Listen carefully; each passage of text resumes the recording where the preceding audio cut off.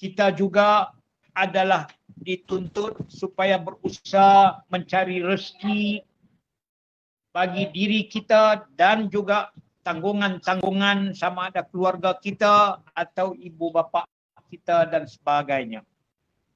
Maka tuntutan mencari rezeki ini hendaklah dilaksanakan, janganlah sampai terabai segala perintah Allah Subhanahu wa taala. Jangan pula mencari rezeki sehingga melanggar pula perintah Allah Subhanahu wa taala.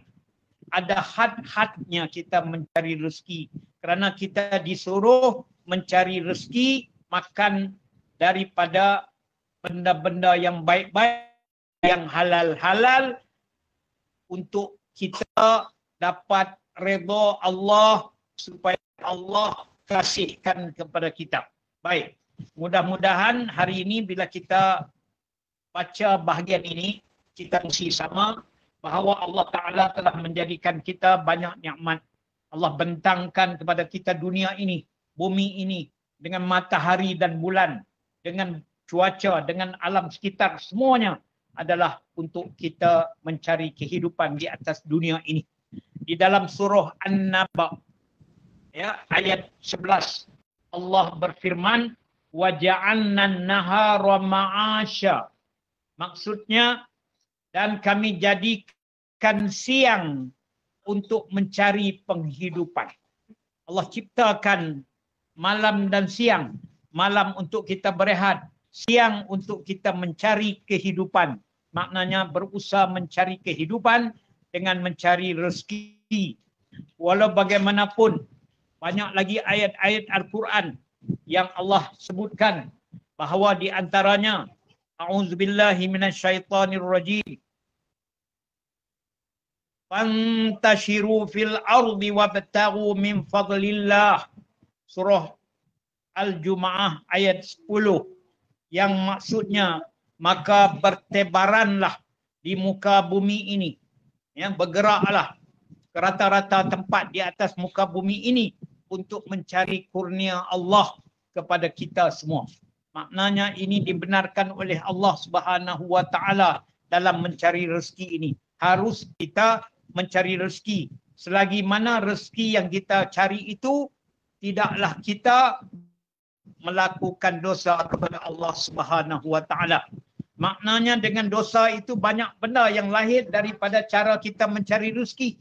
Ada yang cari rezeki dengan melakukan dosa seperti mencuri, ataupun dia dapat daripada menzalimi hak orang lain, ya, ataupun dengan cara yang tidak dibenarkan oleh agama seperti memberi rasuah, menerima rasuah.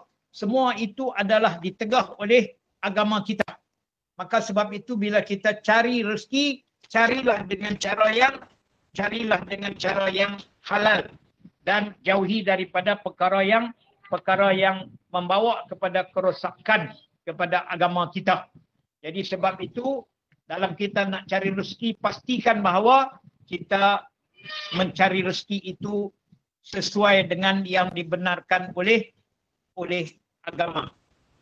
Agama kita dibenarkan oleh Allah dan Rasul. Baik. Kemudian Imam Al-Ghazali rahimahullahu ta'ala menyebutkan ada 3 jenis macam manusia yang berusaha mencari rezeki di atas dunia ini. Ini saya ambil daripada kitab Ihya Ulumuddin karangan Imam Al-Ghazali. Iaitu manusia itu kata Imam Al-Ghazali 3 macam, 3 jenis. Pertama, manusia, yakni orang yang disibuk oleh tempat hidupnya dari tempat kembalinya. Apa makna dia? Dia lebih sibuk mencari rezeki siang malam, tidak kira apa-apa lagi dah. Dia kira cari rezeki saja tanpa memikirkan tentang kehidupan akhirat. Dia ambil, dia sapu semua, tak kira halal haram. Dia ambil semua. Dia langgarkan ikut dia nak kekayaan, dia nak pangkat, dia nak sebagainya. Maka kata Imam Al-Ghazali, ini adalah sebahagian daripada orang yang binasa. Tahu? Orang yang binasa, orang yang rosak. kerana mencari rezeki tanpa mengirakan hal agama dan keselamatan di hari akhirat. Jadi kita tengok pula di mana kedudukan kita. Yang kedua, orang yang disibuk oleh tempat kembali dari tempat hidupnya. Ini yang kedua ni, jenis orang yang dia fikir banyak tentang keselamatan hidupnya di hari akhirat nanti. Di atas dunia ni berpada-pada pun cukup dah. Dia rasa dunia ni padan nak hidup saja. Dia padan diri dia, padan anak-anak dia, padan isteri dia, begitu saja. Tetapi yang pentingnya, iaitu dia dapat beribadat dengan baik, dapat melakukan kebajikan dengan baik, maka kata Imam Ghazali, ini adalah sebahagian orang yang mendapat kemenangan. Jadi sepatutnya kita menyertai golongan ini. Golongan mana? Yakni orang yang disibukkan oleh tempat kembali. Maknanya kita duduk atas dunia tapi kita fikir apa nasib kita selepas daripada mati kita nanti. Di alam kubur, di alam akhirat. Jadi yang ada ini kita buat tetapi kita kena kawal supaya kita tidak mengambil yang hak orang lain ataupun melakukan dosa dan kita sempat melakukan ibadat dan perintah-perintah Allah. Ini yang utama. Baik, yang ketiga kata Imam Al-Ghazali, iaitu orang yang sibuk oleh tempat hidupnya dan juga untuk tempat kembalinya. Dua-dua dia sibuk. Ya, satu dia sibuk tentang nak cari makannya, ya, sudah tentulah siang malam juga, dan satu lagi dia sibuk dengan tempat kembali, maknanya ibadatnya. Jadi maka kata Imam Ghazali, ini sebahagian daripada orang sederhana. Maknanya yang terbaik kan dalam sederhana ini, yang terbaiknya yang nombor 2 tadi. Ya, dia berpada-pada pada kehidupan dunia, tetapi yang utamanya ialah nasibnya selepas daripada mati dia ini. Sebab di atas dunia ni ramai lagi boleh bantu-bantu dia, tetapi di hari akhirat, di dalam kubur, dia seorang-seorang yang berdepan. Jadi dipikirkan apakah nasibnya. Maka dia memperbanyakkan ibadat, dia memperbaiki bersih kalau ada untuk dia makan. Kalau ada lebih, dia sedekahkan, menolong orang yang susah pula. Inilah sebahagian daripada orang yang mendapat kemenangan. Mudah-mudahan kita termasuk di kalangan orang-orang yang mendapat kemenangan. Kita hidup berjaya di dunia, tetapi yang paling penting ialah kehidupan kita selepas pada kita mati nanti. Ya, ini kata Imam Al-Ghazali. Baik. Kemudian saya nak membaca juga. Tadi kita sudah bacakan ayat-ayat Al-Quran. Saya nak membacakan juga hadis Nabi sallallahu alaihi wasallam yang menuntut kita mencari rezeki yang halal. Kalau nak cari rezeki yang halal. Maknanya yang dibenarkan oleh, ya, jangan menurut yang diharamkan oleh agama. Berdosa dan Allah menerima amalan-amalan kita. Yang bukan tekan amalan apa? Solat. Kalau ada padanya itu benda yang haram, maka Allah tak terima sudah. Sebab kita ini orang yang buat dosa ini dia panggil orang yang fasik. Allah tak terima amalan orang fasik. Allah terima amalan orang bertakwa. Apa makna orang bertakwa? Dia buat apa yang Allah suruh, dia tinggal semua apa yang Allah larang. Dan dia berazam untuk membuat ibadat sungguh-sungguh sampai dia mati, dan dia menjaga segala yang dilarang sampai dia mati. Baik. Jadi antara hadis Nabi sallallahu alaihi wasallam yang saya kutip untuk tambahan kepada kita seperti talabul halali faridatun ala kulli muslim.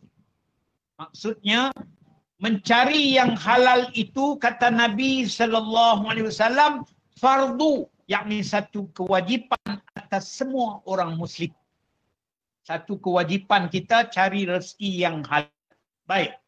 Kemudian ada lagi hadis Nabi sallallahu alaihi wasallam yang menyebutkan kullu lahmin nabata min haramin fannaru aula bih. Maksud sabda Nabi, tiap-tiap daging yang tumbuh daripada yang haram, maka api nerakalah yang lebih utama dengannya. Na'udzubillah min zalik. Kita minta simpang daging-daging kita ini daripada tumbuh di badan kita disambar api neraka. Sebab Nabi sebut tiap-tiap daging yang tumbuh daripada yang kita usahakan daripada benda yang haram lebih aula, lebih utama disambar oleh api neraka. Adakah kita sanggup menghadapi ujian begitu, seksaan begitu? Sudah tentu kita tidak sanggup. Api di atas dunia ini pun kita tak sanggup, apatahlah api neraka yang berpuluh-puluh ribu kali ganda panasnya daripada api dunia ini. Maka kalau begitu biarlah badan ataupun daging, urat-urat yang tumbuh daripada badan kita, badan isteri kita, badan ibu bapa kita, badan anak-anak kita, daripada usaha kita itu tumbuh daripada sumber yang halal. Ini adalah penting kita utamakan dia. Baik. Kemudian Imam Al-Ghazali rahimahullahu ta'ala juga menyebutkan, ya, Imam Al-Ghazali adalah ulama besar, ya, pada kurun 5 Hijrah dahulu, di mana Imam Al-Ghazali sebut asyad'u minal halali kulli syarrin fakaifa minal haram. Maksudnya lebih kurang perkataan Imam Al-Ghazali, perut yang kenyang daripada yang halal adalah punca segala kebinasaan. Apatah lagi jika dikenyangkan perut dengan yang haram. Apa maksudnya? Maksudnya itu, perut kita ni jika terlalu kenyang daripada benda yang halal pun, dia membawa banyak kebinasaan. Kalau kita tamak dalam makan, sebab salah satu daripada sifat kecelaan pada hati ialah orang yang tamak memakan. Dia kira nak makan saja hidup dia. Maka tamak haloba memakan ini adalah sifat mazmumah yang dicela oleh agama. Sebab apa? Dia akan lahir banyak kebinasaan. Keras hati, dia itu sibuk memikirkan hal-hal nak cari makan, nak sedap makan saja. Kadang-kadang kerana dia fikirkan benda itu, dia terjatuh ke dalam usaha yang haram ataupun dalam perkara-perkara yang kesamaran. Dia tak kira, ni orang kata ni tak halal, tak jelas halal haram ni, aku tak kira, tak juga. Itu sebab orang itu tamak dalam nak makan. Maka nak makan lebih ini adalah dia panggil perkara yang dicela oleh agama. Jadi apatah lagi itu makan yang lebih itu yang halal pun ditegah oleh agama, ya. Tetapi apatah lagi kalau makan yang haram, lebih-lebih lagi lah ditegah oleh agama. Baik, kita baca balik kitab kita yang ada di depan kita ini. Kata Imam Al-Ghazali, yang haram itu buruk, tidak baik. Setiap yang diharamkan oleh Allah, semua tidak baik. Kalau Allah kata ini tak boleh makan, ini tidak boleh minum, pasti dah dia tidak baik. Sebab apa? Allah yang cipta badan kita, luar dalam, dia yang tahu badan kita sesuai dengan makanan kita. Maka yang menciptakan kita ini, dia lebih tahu. Contoh kita buat. Kereta yang kita beli. Katalah kita beli kereta Proton. Kereta Proton Saga. Siapa cipta dia? Sudah tentulah Kelang Proton. Dialah yang tahu tentang enjinnya. Dia lebih tahu tentang bodinya. Dia yang lebih tahu tentang aksesoris kereta itu. Jadi maka dia keluarkan peraturan. Dia sediakan buku kereta bila kita beli. Dia cakap begini. Ini pakai minyak petrol. Ya, jangan pakai minyak minyak kelapa, tak boleh. Tak boleh pakai air sungai, nanti rosak enjin, rugi. Itu dia sudah menetapkan. Dan kita patuh kerana apa? Mau bagi kereta kita tahan lama selamat untuk kita guna. Allah Subhanahu Wa Taala ciptakan diri kita ini dengan badan kita, dengan hati kita, pikiran kita, otak kita, semua dia jadi cantik. Dia suruh kita makan dan minum benda yang dibenarkan. Kalau yang tak dibenar, jangan makan. Sebab dia yang tahu dia cipta kita itu, yang haram tidak baik untuk kita. Jadi nafsu kita jangan kira. Nafsu yang kita ada ni nafsu amarah bisu, memang nak cuba benda-benda yang terlarang. Itu jangan ikut ya. Kita kena ikut agama. Kita kena ikut orang yang mencipta kita. Siapa? Allah. Sebab dia maha mengetahui. Macam mana panduan dia? Oh, senang saja. Kalau kita beli kereta, Proton keluarkan buku katalog. Maka Allah ciptakan kita siapa jadi juru jual untuk menerangkan kepada kita ini. Nabi Muhammad sallallahu alaihi wasallam, ya, macam salesman lah contoh dia, ya, beli kereta, salesman yang huraikan kepada kita undang-undang ini. Tetapi kita ini Allah cipta kita, siapa mai datang bawa datang kepada kita cerita ni, gini makan ini boleh, ini tak boleh. Nabi Muhammad sallallahu alaihi wasallam ada dia punya katalog buku. Ada. Mana dia? Al-Quran dan hadis Nabi sallallahu alaihi wasallam. Buka Al-Quran, semak apa dibenarkan oleh Allah. Sudah Allah Ta'ala tulis. Maka kalau kereta tadi kita boleh patuh tak bubuh minyak lain pada petrol, mengapa dalam hal-hal yang makan-makan ini Allah larang kita nak makan juga? Maknanya kita mencari bala lah. Kita mencari penyakit lah. Sebab Tuhan yang maha mengetahui sudah menetapkan ini makanan yang baik, yang halal untuk kamu. Tapi kalau kamu langgar, kamulah yang menanggungnya. Itu. Menanggung ni maknanya di dunia dan akhirat. Sebab kita datang dari Allah, kita balik kepada Allah. Semua kehidupan kita dihisapkan oleh Allah Subhanahu Wa Taala. Baik. Jadi, kita kena pastikan yang haram itu buruk, tidak baik dan kita kena jauhi. Allah Subhanahu Wa Taala mendampingkan perintah memakan makanan yang baik dengan perintah beribadat. Jadi yang kita sebutkan tadi, Allah berfirman, kulu minat thayyibati wa'malu salihah. Maknanya Allah mendampingkan, mendekatkan, suruh kita makan benda-benda yang baik supaya kita dapat melakukan solat ataupun segala ibadat kita dengan baik. Kalau kita makan yang haram, hati jadi hitam, gelap, gelita. Tidak ada kemanisan ibadat. Tidak rasa hati ni nak buat benda-benda kebajikan. Nak benda yang tak elok saja. Sebab apa? Sudah rosak hati. Sudah rosak hubungan kita dengan Tuhan kita. Sebab kita langgarkan perintah dia. Maka rahmat Tuhan tidak bagi lagi kepada kita. Kena ingat. Kalau dia bagi pun, dia bagi dengan cara orang kata tidak suka. Ya, dia bagi dengan cara tidak suka. Kita tidak mau. Kita nak Allah bagi kepada kita dengan redha, dengan senang hati. Sebab kita nak jumpa Allah nanti, biarlah dia redha, dia terima dengan senang hati. Maka kita mestilah redha dengannya, patuh kepada segala yang ditetapkan oleh Allah.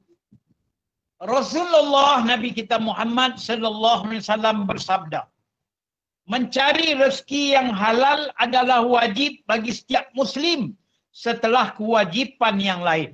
Maknanya kita ini dilahirkan oleh Allah ke dunia ini, sebenarnya utama kita ialah untuk kenal Tuhan dan kita beribadat kepadanya. Wa ma khalaqtul jinna wal insa illa liya'budun. Allah berfirman, tidaklah aku jadikan kamu, hai jin dan manusia, melainkan untuk beribadat kepada aku. Bila kata beribadat kepada Allah, dia mula dengan mengenal Allah. Kenal Allah dulu. Lepas itu kita beribadat kepada Allah. Maka untuk membolehkan kita beribadat kepada Allah, Allah cukupkan bagi kita rezeki. Allah kan bagi kita segala usaha-usaha kita, maka hendaklah kita dampingkan usaha kita itu dengan ibadat. Jangan kita ambil segala rezeki Allah, kita lupa semayang, kita lupa tutup aurat, kita lupa untuk beribadat kepada Dia. Yang mana Dia suruh buat, kita tinggalkan. Tetapi rezekinya kita minta selalu. Rezekinya kita makan selalu. Maka itu orang yang tidak mengenang budi. Itu merupakan orang yang tidak mengenang jasa. Itu maknanya orang yang tidak bersyukur kepada Allah. Itu maknanya orang yang tidak pandai memuji Allah. Maka kita sanggup jadi begitu? Tidak. Kita jadikan diri kita orang yang pandai Allah dan mensyukuri nikmatnya. Maka rezeki kita ambil, maka ibadat kita jangan lupakan. Baik.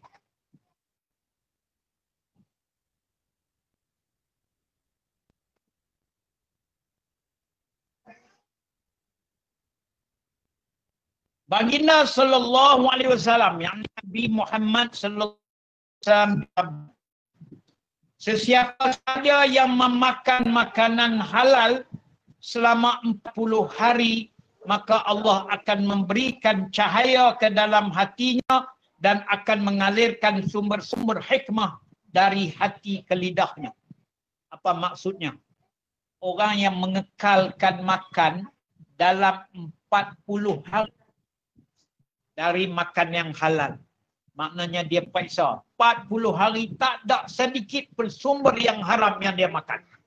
Ya, hasil usaha dia daripada sumber yang halal, maka Nabi berkata bahawa Allah akan memberi cahaya dalam hatinya. Inilah yang paling penting sekali kita. Kalau hati sudah gelap, kita tak mau tak mau buatlah ibadat-ibadat. Hati sudah gelap, kita tak mau buat kebajikan. Jadi kalau nak hati kita jernih, hati kita elok, cahaya ilmu masuk, cahaya rahmat Allah masuk, maka hendaklah kita makan selama-lamanya dengan makanan yang halal. Kalau 40 hari, bayangkan cahaya sudah masuk ke dalam hati dan sumber cahaya ini dia berpindah daripada hati pula kepada lidah, kepada anggota-anggota yang lain. Apatah lagi kalau kita mengekalkan ambil yang halal sepanjang umur kita. Masya Allah, tabarakallah. Nabi bagi 40 hari saja. Kalau boleh istiqamah, kekalkan yang halal, sumber-sumber halal, cahaya pada hati. Tetapi kalaulah seumur hidup, sepanjang hidup kita, ambilkan yang halal semata-mata, dan kita selalu periksa adakah dia daripada sumber-sumber yang elok, maka sudah tentulah Allah menjaga bukan takat hati, Allah menjaga akan segala anggota kita. Tangan kita tidak akan membuat sesuatu yang berdosa. Kaki kita tidak akan berjalan pada tempat-tempat dosa. Mata kita tidak akan melihat pada benda-benda yang haram. Sebab kita sudah menjaga makanan kita yang masuk ke dalam rongga tubuh kita. Baik. Dalam satu riwayat lain berbunyi, Allah akan membuatnya zuhud terhadap dunia. Maknanya, barang siapa yang jaga hati dia, yang jaga diri dia daripada mengambil daripada yang haram. Dia jaga sumber dia ambil daripada yang hanya yang halal saja. Dia periksa betul-betul nak masuk benda ni dalam perut dia. Dia nak bela anak dia nak bela isteri dia nak bela ibu bapa dia. Semua dia pastikan daripada sumber-sumber yang halal. InsyaAllah Nabi sebut bahawa dia akan menjadikan orang itu zuhud kepada dunia. Orang itu tak cinta dunia. Dia ambil dunia sekadar dia memerlukan. Tetapi yang dia cinta ialah Allah. Dia cintakan kepada kelebihan kehidupan akhirat. Jadilah orang-orang itu mendapat kemenangan. Bukan senang kita nak jadi zuhud dunia ni. Sebab apa? Nafsu kita memang memikir kejayaan dunia. Bangun tidur, nak tidur, semua fikir nak senang. Sampai kadang-kadang menjadi punca perbalahan antara dalam keluarga, antara adik, abang, dalam membahagi pesaka, macam-macam perbalahan. Pasal apa? Sebab memikir kelebihan harta dan dunia, tanpa memikirkan tentang keadilan sebenarnya. Jadi, untuk mencapai rasa zuhud terhadap dunia, maknanya dia rasa berpada-pada tentang dunia, dia tak tamak pada dunia, maka orang itu kena jagalah makanan dia ataupun sumber pendapatan dia daripada yang halal-halal saja. Jadi saya ingat saya pilih tajuk hari ini memang sesuai. Saya pun sesuai, untuk tuan-tuan pun sesuai, untuk orang yang mengikut kita seluruh Malaysia pun sesuai. Sebab semua daripada kita terlibat dalam usaha. Terlibat dalam usaha cari rezeki ini. Baik. Nabi SAW juga bersabda, sesungguhnya Allah menugaskan malaikat di Baitul Muqaddas. Dia berseru pada tiap-tiap malam, sesiapa yang makan makanan yang haram, maka tidak akan pernah diterima daripadanya penukar ataupun tebusan. Arti penukar adalah ibadat-ibadat sunat. Kita pun rajin buat juga ibadat-ibadat sunat ini. Ya, di samping yang fardu yang wajib, kita suka buat yang sunat-sunat. Kadang-kadang kita sedekah sunat. Sedekah. Ada lebih kita sedekah. Itu sunnah Nabi. Dapat pahala itu.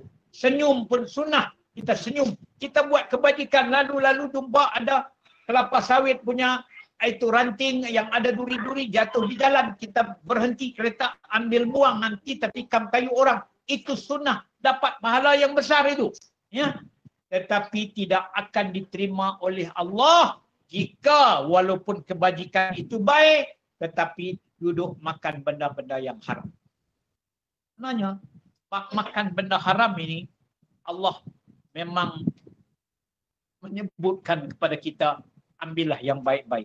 Allah itu baik, tidak menerima oleh Allah melainkan yang baik-baik. Ya, itu ada di dalam hadis Nabi SAW. Baik. Jadi, sedangkan tebusan adalah ibadat-ibadat fardu. Termasuk ibadat fardu pun Allah tak terima. Ibadat fardu ni apa? Semayang 1 hari 5 waktu ni yang kita semayang ni. Allah tak terima. Dalam rezeki kita itu ada benda yang haram. Apa kaitan ni benda yang haram dengan benda yang haram ini? Sehingga kita ambil benda Allah tak terima semayang. Padahal semayang sudah khusyuk, sudah ambil wudu, kalau mandi wajib, macam-macam dah buat. Semayang ini, tiba Allah tak terima sebab ada yang makan itu haram. Sebenarnya, orang yang mengambil benda yang haram ataupun membuat satu kesalahan dengan Allah, maka orang itu dianggap orang ini derhaka kepada Allah. Hamba dengan Allah, bila dia lawan Allah, Allah kata tak boleh, dia buat juga, maka dia sudah derhaka kepada Allah. Bila dia derhaka kepada Allah, macam mana dia nak diterimakan amalan dia? Allah tak mau terima. Allah tak mau jumpa dia pun. Ini yang bahaya ni. Ya, kita ingat kita boleh duduk alam lain. Mana boleh alam lain? Tidak ada alam lain melainkan alam yang Allah cipta saja. Jadi dapat tidak dapat kita mesti patuh kepada Allah. Ya, kalau kita banyak salah, kita minta ampun dan maaf kepada Allah dan kita tidak mengulangi lagi perkara-perkara yang salah. Ya, perkara-perkara yang salah. Ya. Jadi kebanyakan orang-orang pendalaman di Sabah, orang-orang kampung kita yang orang kata yang diberikan hidayat oleh Allah jadi Islam. Kadang-kadang ya saya juga mensyahadahkan orang Islam kalau kampung-kampung di sebelah sana yang umur 93 tahun pun ada. 2 bulan saja saya syahadahkan dia Islam, dia meninggal dunia. Itu orang yang paling beruntung sekali. Sebab apa? Dia 2 bulan pun dia tidak buat apa-apa dosa lagi dengan umur dia itu. Tiba dia mati pula dalam keadaan beriman, dia sudah kenal Allah, dia sudah mengaku dia Islam, maka dia lebih hebat daripada kita yang sudah lama ini kerana kita tak dapat elak daripada dosa-dosa banyak. Nampak? Itu habuan dia. Itu rezeki dia. Ya, ada yang kita syahadahkan di kampung sebelah sana juga yang sedang terlantar sakit tapi dia ada minda dia kuat lagi. Dia boleh ikut syahadah kita asyhadu alla ilaha illallah wa asyhadu anna muhammadar rasulullah. Ya, kita pun terang pula kepada dia di dalam bahasa sungai yang takut-takut dia tak faham, ya. Ada yang mu'addab Tuhan sendiangku Allah. Ngam, dia kata ngam ustaz. Maknanya dia faham betul. Tiba-tiba sebulan lepas tu dia meninggal. Kami kata beruntung sangat ini pakcik ini. Ya, kerana apa? Kerana dia tidak ada kesalahan apa-apa. Dia tidak ada kesalahan apa-apa. Masya Allah, tabarakallah, ini pilihan Allah. Jadi yang lain-lain ini yang masuk Islam, kalau dulu pun dia beramal dengan apa kejahatan sekalipun, semuanya dibersihkan oleh Allah seperti bayi yang baru lahir. Beruntunglah orang yang diterimakan oleh Allah hidayatnya. Beruntung sangatlah, ya. Jadi kita ni yang awal-awal Islam ni, ya, bila sudah balik umur 15 tahun sudah dijakit dah amalan-amalan kita. Ya, jadi janganlah kita berasa bahawa kadang-kadang kita lewat Islam ini menyebabkan rugi atau tidak rugi. Ya, itu semua perjalanan itu Allah sudah tentu dah ada kebaikan bagi kita. Baik, insya-Allah.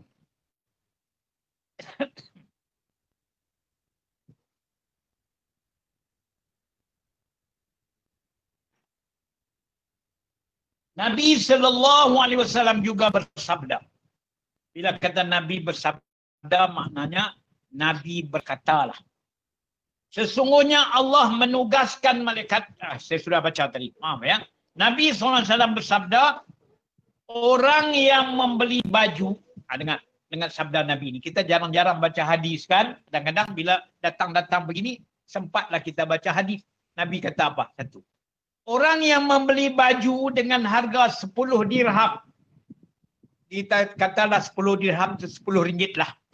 Orang yang membeli baju dengan harga 10 dirham, yang di antara sejumlah tersebut dalam 10 ringgit itu terdapat 1 ringgit, 1 dirham yang haram, maka Allah tidak akan menerima solatnya selama dia memakainya untuk solat.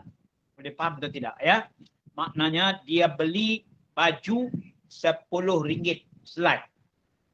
Tapi daripada sumber 10 ringgit tu, ada RM1 yang duduk di dalam itu yang tidak halal. Nampak? Ada tidak halal. Macam mana boleh tidak halal? Contohlah, kita buat contoh. Dia kerja dengan majikan dia. Janji kerja majikan pukul 8 sampai pukul 4. Dapat RM10 misalnya. Tetapi dia kerja pukul 3, dia sudah cabut. Tak cukup sejam lagi. Faham? Jadi maknanya dia ambil gaji RM10. Patutnya dia tak boleh ambil RM10. Dia kena ambil 9. Tidak. Dia ambil 10. Maknanya dia sudah menipu. Maka dia solat dengan menggunakan baju tadi. Selama mana dia menggunakan baju itu, maknanya Allah Ta'ala tidak solat. Sampai begitu. Sebab itu Nabi kata, innallaha thayyibun la yaqbalu illa thayyiban. Sesungguhnya Allah Ta'ala itu sangat elok, tidak menerima oleh Allah malaikat yang elok-elok. Jadi kita nak buat ibadah ke Allah, kita persembahkan apa-apa ke Allah pun, mestilah kita sembah yang elok. Sebab Allah bagi kat kita nikmat ni, tak terbalas kita. Tak terbalas. Ya, cuba kita tengokkan apa yang Allah Ta'ala bagikan kepada kita. Ambil mata ni saja. Allah bagi mata kepada kita. Untuk melihat, bukan takat melihat. Dapat merenung. Daripada renungan mata ini timbul kasih, timbul sayang, timbul kesian, timbul macam-macam dengan mata ini. Dan yang warna kita dapat kagum dengan warna. Yang tidak warna pun dapat kagum dengan ini, dengan mata ini. Nampak? Mata ni lebih besar nikmat daripada yang lain. Cuba kita tengok lampu. Ya, lampu ni SESB bagi kepada kita. Kita pasang di rumah satu lampu. Tiap bulan SESB hantar bil. Betul tak? Ya, bil. Aku bagi kamu lampu ini, bil RM20 sebulan. Allah bagi mata lebih daripada lampu tu. Ya, lampu tu waktu siang tak pakai. Ini siang malam kita pakai ni. Tengok dengan seronok, tengok anak-anak bahagia, tengok ibu ada kasih, macam-macam. Adakah Allah hantar bil kepada kita tiap-tiap bulan, cas mata RM50? Mana ada? Betul tak? SESB hantar sebulan RM20, 3 bulan kita tak bayar, dihantar bil merah. Mau potong ini lampu. Betul ke tidak? Kalau Allah hantar bil mata sebab guna perkhidmatan mata ini, dia bagi RM20, tiap-tiap bulan tak bayar bil, dia kata bagi warna merah. Warning. Ya. Tak bayar, aku pejam sekejap sebulan. Mampus kita. Ini tidak ada had nikmat Allah. Jadi Allah suruh kita buat apa? Allah suruh kita beribadat kepada Dia yang padan dengan kita saja. Yang tak padan Dia tak suruh kita. Dia tak suruh kita macam Dia suruh Nabi-Nabi. Nabi-Nabi, Rasul-Rasul, tingkatan mereka tinggi. Dia buat ibadat, Dia tak suruh kepada kita. Sebab Dia tahu kita tak mampu nak melaksanakan mengikut ke tahap mereka. Tetapi dalam Dia bagi kepada kita setakat itu pun kadang-kadang kita abaikan. Solat 5 waktu pun kita boleh abaikan. Sedangkan baru kita baca rezeki mata tadi. Belum lagi rezeki akal. Belum lagi rezeki tubuh badan yang lain. Ya, itu satu contoh yang disebutkan bahawa untuk cara kita mensyukuri nikmat Allah, kita gunakan nikmat yang Allah Ta'ala bagi untuk patuh kepada Dia, untuk beribadat kepada Dia. Baik, sambung lagi.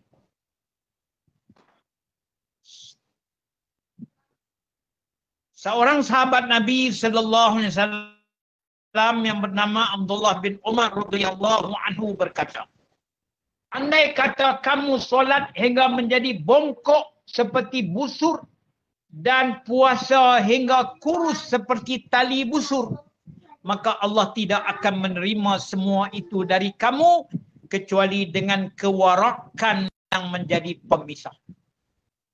Ini pun patut kita dengar, ini perkataan sahabat Nabi sallallahu alaihi wasallam, orang yang sangat rapat dengan Nabi sallallahu alaihi wasallam.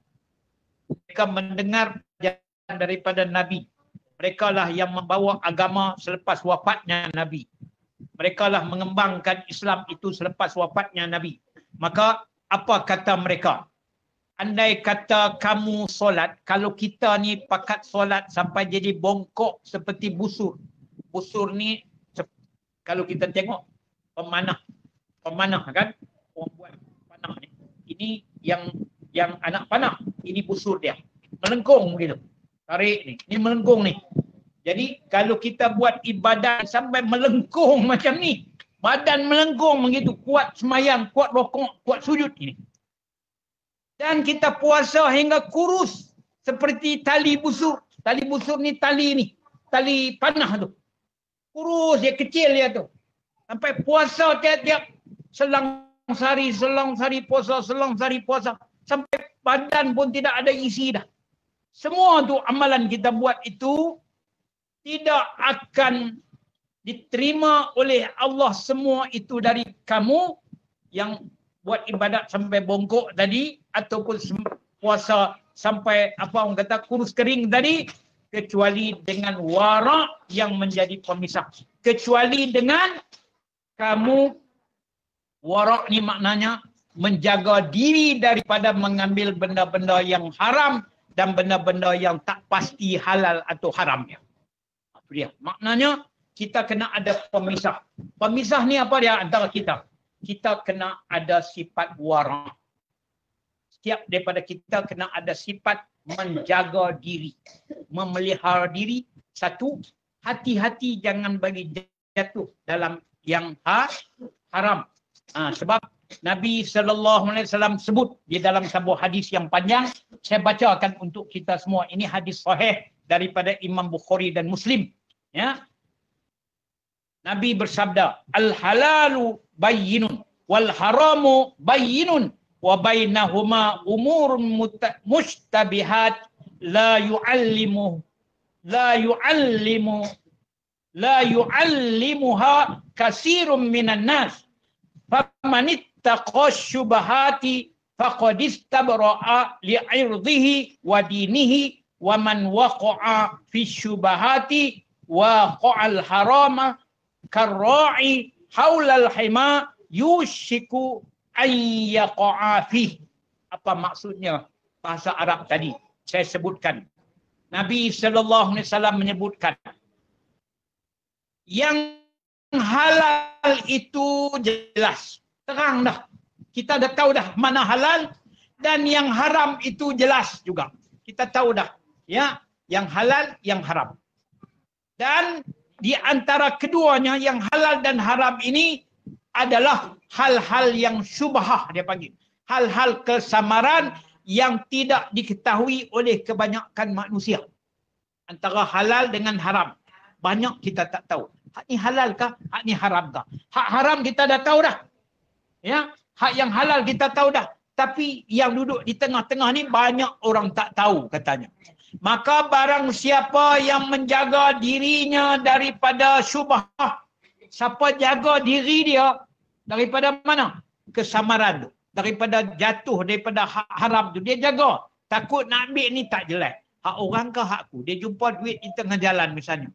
Duit orang ke duit aku? Ya, dia jaga diri. Dia tak ambil. Maknanya sebab dia yakin. Dia berasa bukan hak dia. Dia tak ambil.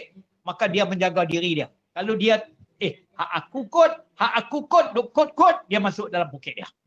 Ataupun hak ni rasa-rasa tumbuh sendiri, bukan pokok orang kot, siring jalan saja. Kita tak minta kebenaran kepada orang lain. Padahal dia hak orang mungkin. Maka itu juga syubhah. Maka harus kita kena minta izin dulu. Tak boleh mudah-mudah itu.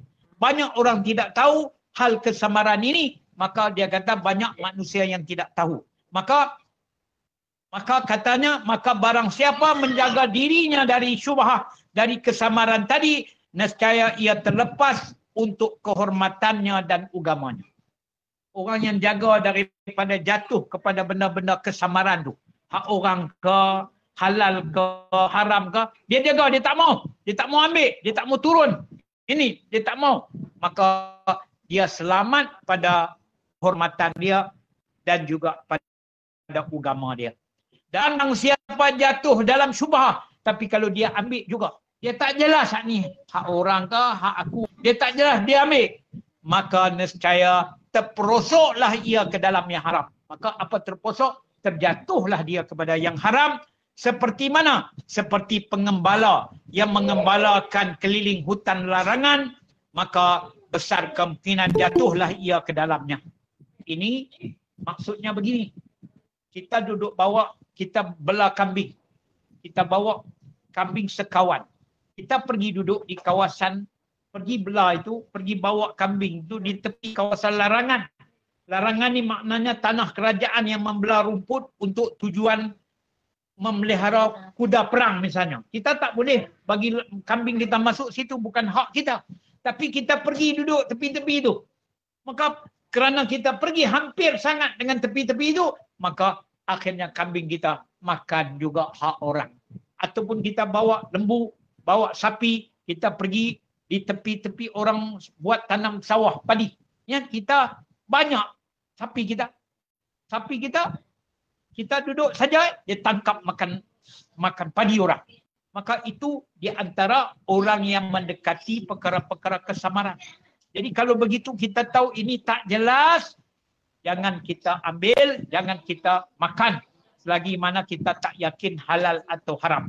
Kita tak tahu ini orang kafir buat, suci ke tak suci ni. Jangan makan. Kita makan benda yang pasti bersih. Ya, pasti halal. Kita tidak tahu. Ya. Jadi kena jaga. Sebab apa? Takut hitam. Hitam hati kita, tali perut kita pun hitam. Dalam rongga kita ini sudah rosak. Itulah yang disebutkan bahawa orang yang memeliharakan diri dia daripada haram, daripada benda haram dan benda-benda kesamaran. Dia tak yakin halal dan haram, dia pelihara, dia tak ambil. Maka orang itu dianggap sebagai orang yang sudah berjaya menjaga kehormatan dirinya dan menjaga agama diri dia.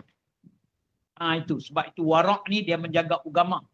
Ya, orang yang berhati-hati, orang yang sangat waspada. Jadi kita kena waspadalah dalam hal ni. Ya, kalau tengok tak jelas, ini kedai ni orang Islam ke tidak Islam, kita pun tengok tak yakin ya.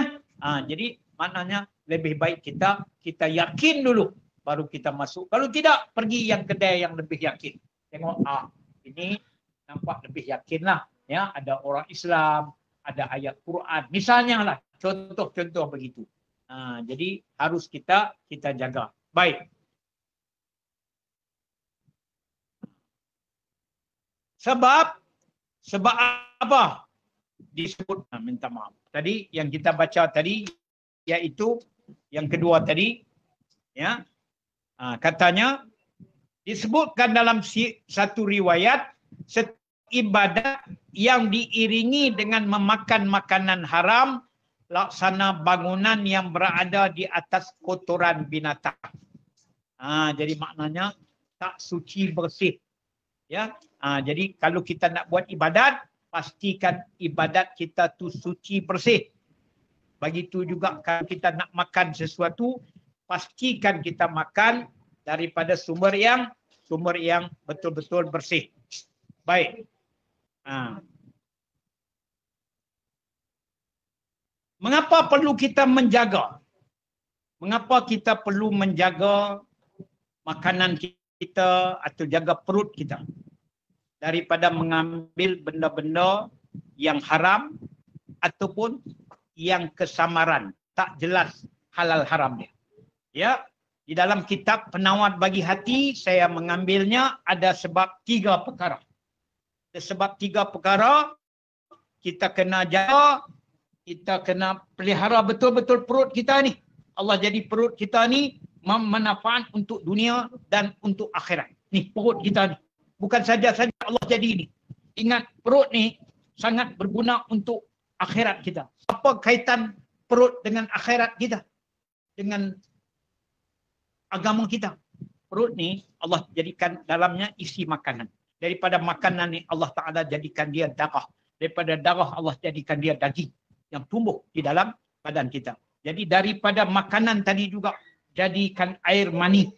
Bila jadi air mani, melalui air manilah maka ada percantumannya menjadikan anak bagi orang yang berkahwin. Daripada situ generasi manusia itu Allah Ta'ala bagi keturunan-keturunan ini asal daripada perut lah, daripada makan. Ya, dengan sebab kita makan, kita berselera, kita boleh jimat, kita boleh orang kata makan dengan ini semua, ini nikmat perut kita.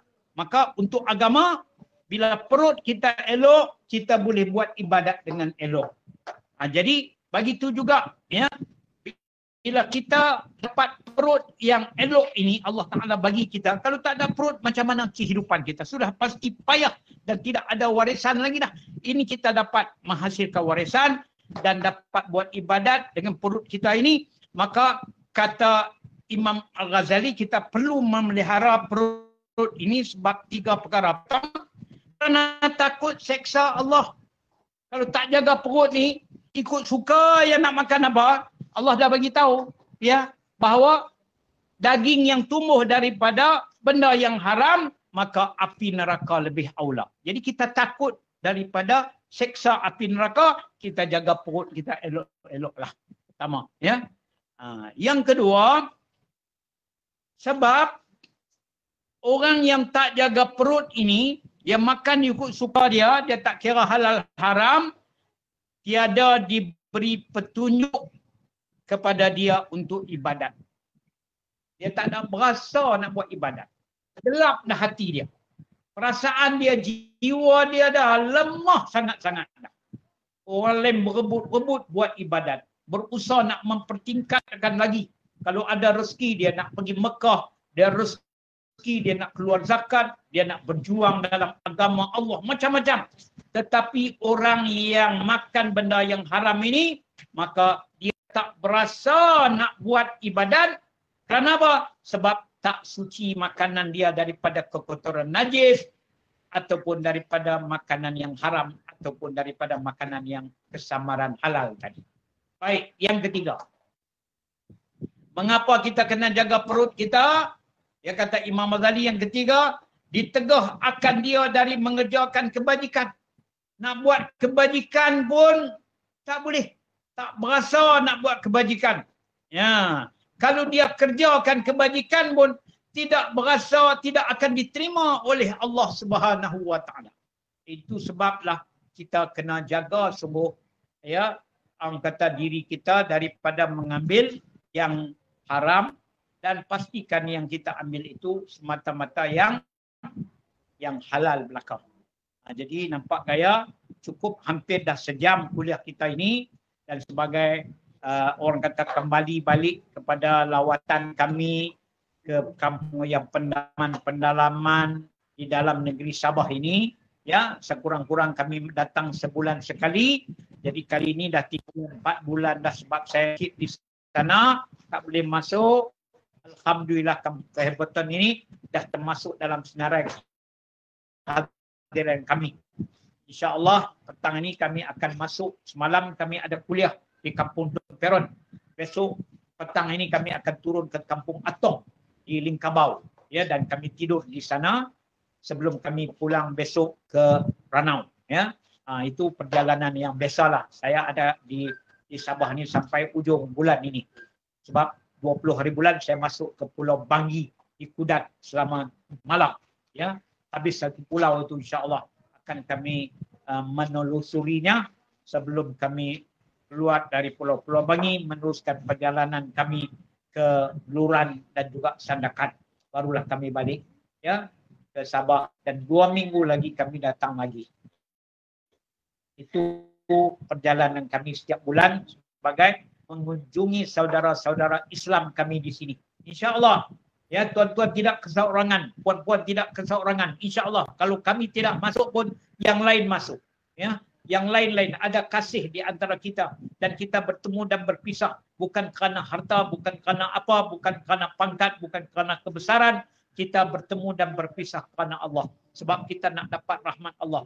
Ada kasih sayang di antara kita sebab seagama kita ini, ya. Itulah yang sebenarnya.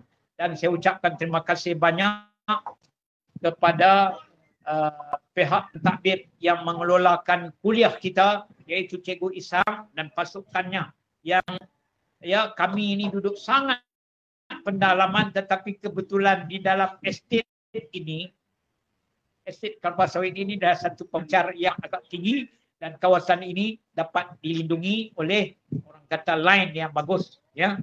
Beruntunglah orang di sini, ya. Jadi setakat itu sajalah kuliah yang saya dapat ini. Kalau ada kesilapan saya, mohon maaf. Dan saya bersama hari ini dengan Ustaz Saifuddin, guru besar di sebuah sekolah agama di Kota Belud, di mana saudara-saudari Abdiah yang tinggal di Kampung Kehebatan ini, tempat dialah itu bersama dengan uminya, istrinya itu ada di sini, datang nak tengok di mana Kampung Abdiah, ya. Di kawasan Subud ini 8 orang pelajar dari Subud ini kami hantar belajar di tempat Umi dan juga Ustaz Saifuddin ini. Ini kali pertama mereka masuk ke sini, ya. Mereka sudah sampai di Don Peron tapi belum pernah masuk pendalaman sebeginilah. Jadi sudah tentu ini sebagai orang kata pengalaman yang berguna kepada mereka, dan hari ini dia tidak berhajatlah untuk nak menyampai lagi katanya. InsyaAllah bulan-bulan ke depan dia datang, dia pula yang menyampaikan kuliah ini kepada kita insyaAllah, ya. Wabillahi taufiq wal hidayah. Assalamualaikum warahmatullahi wabarakatuh. Bismillahirrahmanirrahim. Alhamdulillahirabbil alamin wassalatu wassalamu ala asyrafil anbiya'i wal mursalin wa ala alihi wa sahbihi ajma'in. Allahumma 'allimna ma jahilna wa zakkirna ma nasina, rabbi faqihna wa faqih lana wa qurbatin lana fi dina wa hasbunallahu wa ni'mal wakil wa la hawla wa la quwwata illa billahil azim. Walhamdulillahi rabbil alamin. Taqabbalallahu minkum minna minkum taqabbal ya karim.